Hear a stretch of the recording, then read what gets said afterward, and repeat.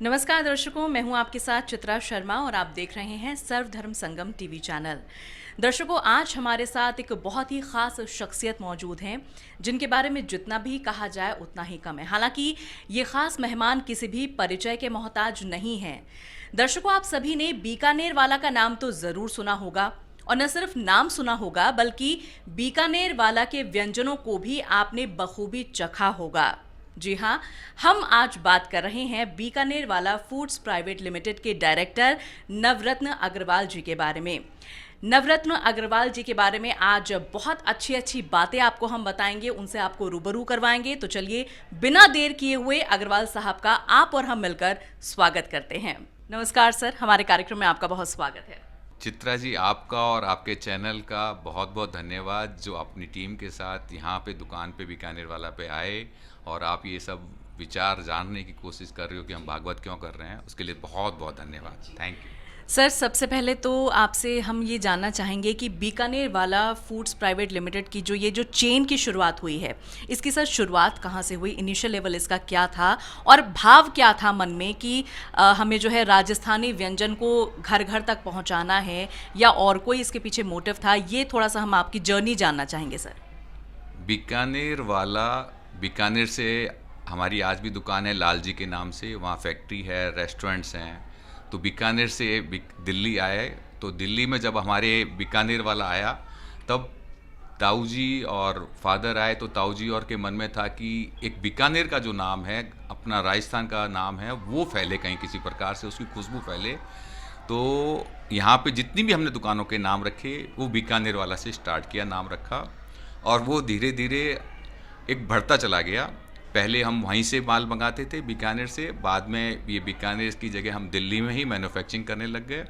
और इसमें हमारा टोटल टारगेट था कि एक हमारी जिम्मेदारी बनती थी कि हम एक बेस्ट फूड, एक जो स्वाद भी अच्छा लगे, क्वालिटी भी अच्छी हो और उनके शरीर को भी सपोर्ट करता हुआ फूड हो जो आदमी खाए। तो क्योंकि आज की तारीख में मिर्च मसाले जितने भी हैं उसकी जगह हल्दी की, लौंग, जायफल, जावित्री, ये कोविड के टाइम पे भी सबको मालूम पड़ रहा है, और वो हमारे ऑलरेडी पहले मसालों में अंदर में थे, जितने भी नमकीन सौ लेते थे और नमकीन और जितनी भी देखते थे वो भी अगर अपन देखें तो सारी की सारी आयुर्वेदिक कॉन्सेप्ट है। सीधी बात है कि इसमें प्रोटीन्स भी हैं, जितनी दालें और देखते हैं और जितनी भी नमकीन्स बनी हुई है उस सब के लिए शरीर के लिए ज़रूरी है। और जितना ही मीठा है वो भी शरीर के लिए ज़रूरी है, क्योंकि अपन जितना ही जगह प्रसाद जाते हैं तो सभी का प्रसाद बनता है, वो यही बनता है कि उस एक एनर्जी देते हैं और एक हमें सपोर्ट करते हैं कि किसी प्रकार से, और जितना हम शुद्ध पवित्र भाव से बनाएं।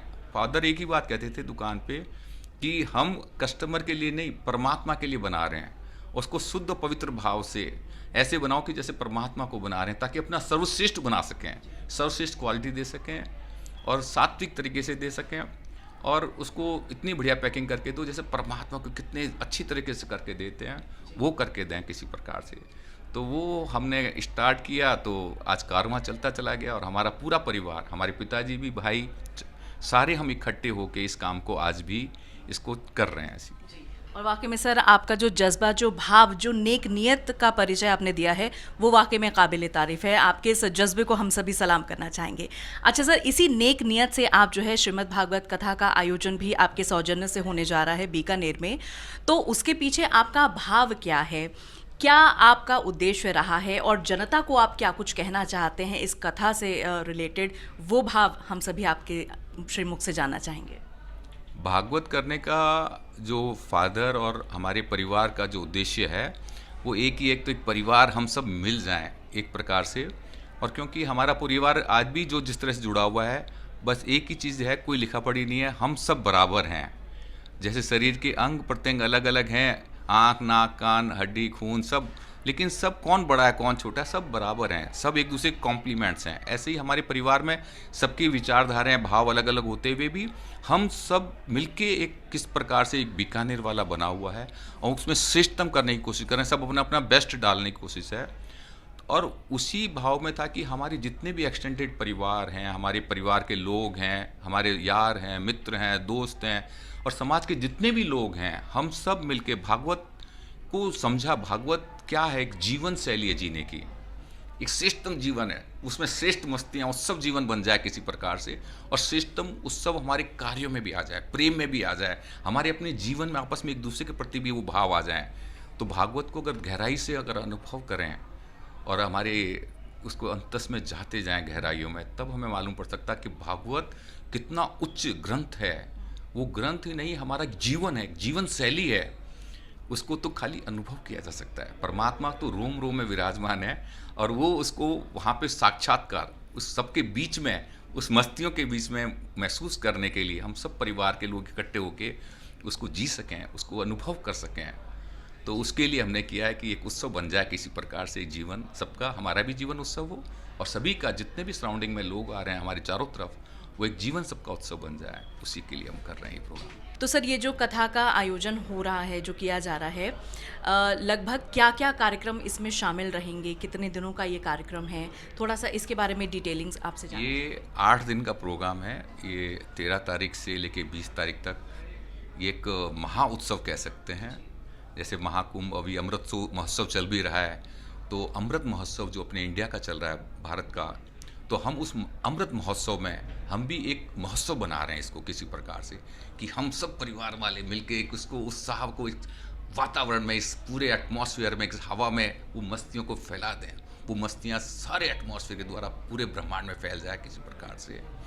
और इसमें हमारा टोटल टारगेट है, जो मधुर शास्त्री जी हैं, जिनकी वाणी में अमृत बसता है, और वो भागवत का जब अमृत वाणी से अमृत निकल रहा हो, और वो हम पूरी शांति से और प्रेम से उसको उत्सव में सुन रहे हों, तो हमारा टोटल टारगेट है कि 13 तारीख से 20 तारीख तक खाने पीने में उत्सव। वहाँ पे एक रिसोर्ट्स है, रिद्धि सिद्धि।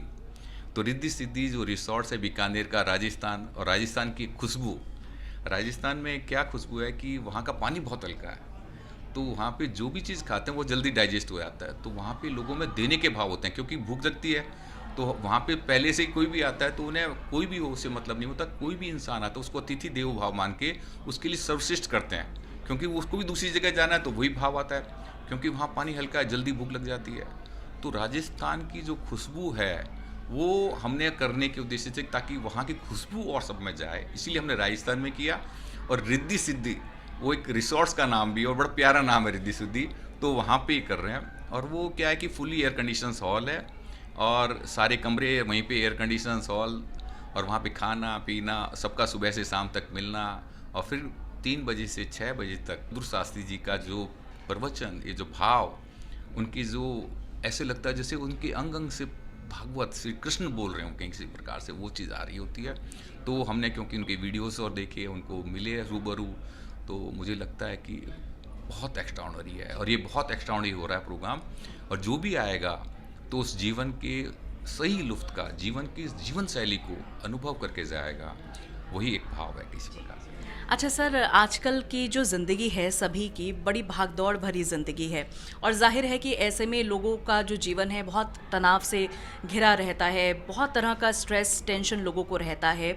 लेकिन जब इस प्रकार का आयोजन किया जाता है, श्रीमद् भागवत कथा का जिस तरह से आप आयोजन कराने जा रहे हैं, जब इस तरह का कोई आयोजन होता है तो उसका प्रभाव जनता पर क्या पड़ता है? किस तरह का प्रभाव जनता के ऊपर पड़ता है?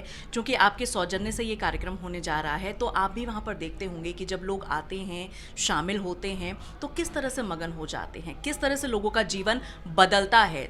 टेंशन है तो वो दूर हो जाती है, किसी प्रकार का स्ट्रेस है तो वो दूर हो जाता है। थोड़ा सा मैं चाहूँगी कि इस पर आप रोशनी डालें। इसमें क्या है कि भागवत, श्रीमद् भागवत अगर हम सुनते हैं, भागवत में एक ही बात लगता है श्रीमद् भागवत में, कि हम जो जीने का श्रेष्ठ तरीका आता है, श्रेष्ठ मैनेजमेंट आता है, श्रेष्ठ प्रेम आता है, और हमारे रूम में श्रेष्ठ परमात्मा ही निकल के आता है जब हमारे अंतर से, क्योंकि जिस चीज़ को हम ध्यान करने लगते हैं वो जागृत होने लगती है।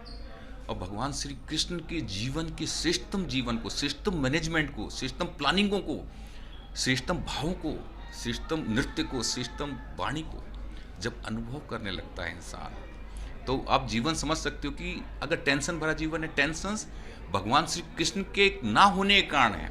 अगर हमारा जीवन कृष्ण में हो गया तो जो जिस पोजीशन में होगा वो श्रेष्ठतम काम करेगा, थकान नहीं आएगी। थकान जो आती है वो नेगेटिविटी के कारण आती है, भय के कारण, संकोच के कारण, आलस्य के कारण। जब आदमी कर्मठ होता है, मस्ती में होता है, उत्सव में होता है, तो कभी थकान नहीं आ सकती। उत्सव में 20-20 घंटे आदमी नाचे गाए, थकान नहीं आ सकती। अब आप कहते हो टेंशन कहाँ से आएगी? जब उत्सव में होगा तो टेंशन कहाँ से आएगी? वो दोनों विरोधाभासी हैं। टेंशन्स को दूर करने के लिए, जो जीवन की भाग दौड़ को दूर करने के लिए, उस जीवन को जीने का तरीका यही भागवत है, श्रीमद् भागवत।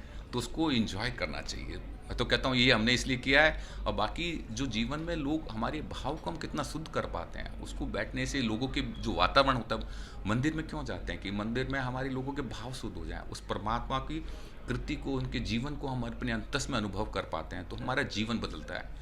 तो सेम हमारे ये जीवन का जो अनुभव है वो हमारी कार्यशैली में भी आएगा, हमारे सराउंडिंग के जितने भी टीम है उनके साथ भी आएगा। मेरी मुस्कुराहट होगी तो सबको मैं मुस्कुराहट फेंकूंगा, मेरा प्रेम होगा मैं सबको मुस्कुराहट, प्रेम, आनंद सब बिखेरेंगे। तो वो चीज़ फैलाने के लिए है, एक बहुत बड़ा रोल है इसका।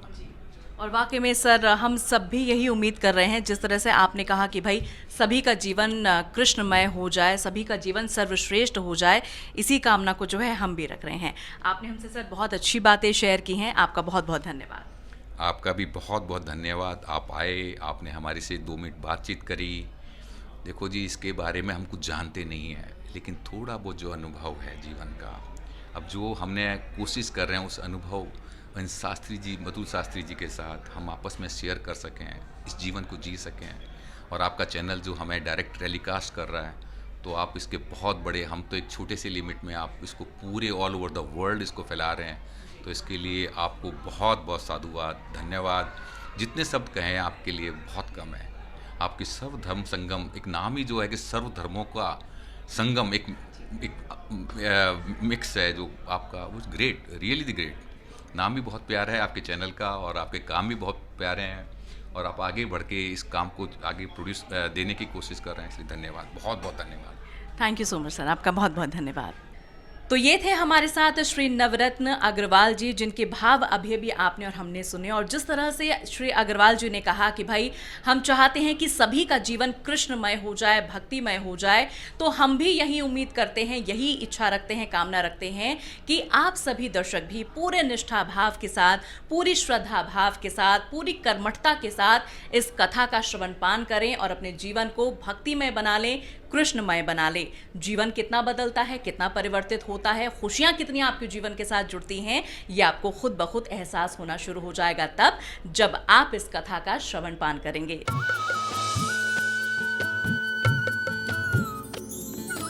सर्वधर्म संगम, धर्म के सच्चे प्रहरी।